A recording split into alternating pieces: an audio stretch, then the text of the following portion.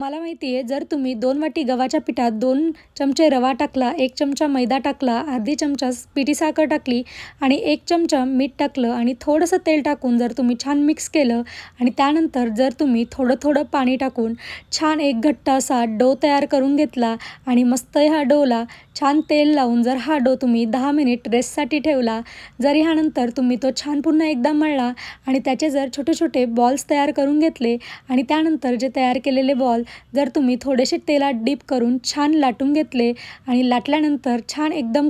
कडकडत्या तेलामध्ये जर तुम्ही मस्त ही लाटलेली पुरी सोडली तर तुमची टम्म अशी फुगलेली पुरी तयार होते. एकदम खमंग आणि खुसखुशीत अशी ही पुरी लागते आणि अगदी अर्धा तासही ही पुरी एकदम टम्म फुगलेली असते. तुम्ही पुरीची रेसिपी कशा पद्धतीने बनवतात मला कमेंट बॉक्समध्ये नक्की सांगा आणि तुम्हाला पुरी कशासोबत खायला आवडते. मला श्रीखंड पुरी, बटाट्याची भाजी आणि सोबत छोल्याच्या भाजीसोबत ही पुरी खूप आवडते. व्हिडिओ आवडल्यास